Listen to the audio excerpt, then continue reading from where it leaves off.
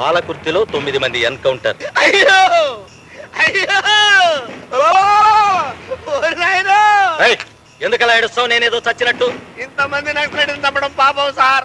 నా పేరే ఎన్కౌంటర్ రమాకాంత్. పై లోకంలో యముడు, కింద లోకంలో నేను. సార్ దాన్ని ఎందుకంటే అలా తిప్పుతున్నారు? హాయ్. ఓహో అలాగా. తుపాకీ తీసేలోపు ఎవడన్నా వేసేస్తాడేమన్న భయంతో సేఫ్టీకి అలా తిప్పుతున్నారేమో అనుకున్నా. షటప్. హాయ్ డాడ్, ఈ రోజు మీ కోట ఎంత? 9 అమ్మా.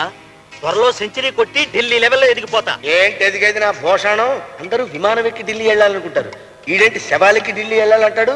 శ్మశానంలో నక్కలు మిగిల్చిన పీనుగులు తినే పింజారి వెధవ. అవును డాడీ, పేదవాళ్లకు భూములు పంచితే వీళ్ళకెందుకు, పంచకపోతే వీళ్ళకెందుకు? అసలు అమెరికాను చూసి వీళ్ళు ఎందుకు నేర్చుకోరు? డబ్బున్నవాడిదే రాజ్యం అనబట్టేగా ఈ రోజు అమెరికా అభివృద్ధిలో నెంబర్ 1 గా ఉంది.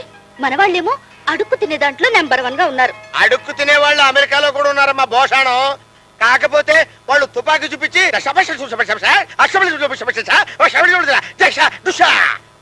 అని అడుక్కుంటారు. మన వాళ్ళు బొచ్చ పట్టుకొని మా దాకావడం తెల్ల అని అడుక్కుంటారు. Constable constable లాగుండు. కొను సమీ. Yes sir. అమ్మాయిని జాగ్రత్తగా ఫాలో చేయండి. అలాగే సార్. సార్ అమ్మాయి గారు ఎవరితో లేచిపోతారని డౌటా? రాణి యాంటీ నక్సల్ స్క్వాడ్ డిఎస్పీ కూతురని తెలిస్తే తీవ్రవాదులు కిడ్నాప్ చేస్తారు. అందుకే ముందు జాగ్రత్తగా వెళ్ళమన్నా. ఓహో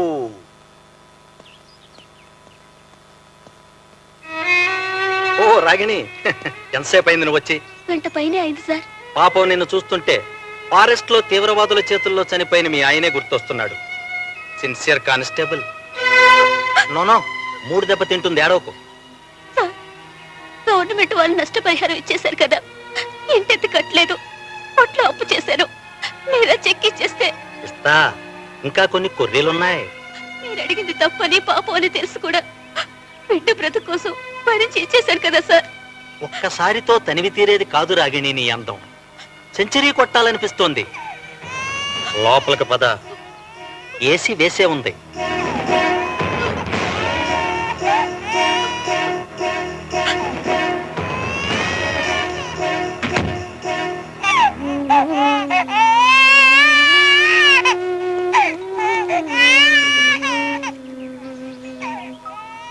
డెఫినెట్ గా నక్సలైట్స్ కాల్చి చంపుతారు, నో డౌట్.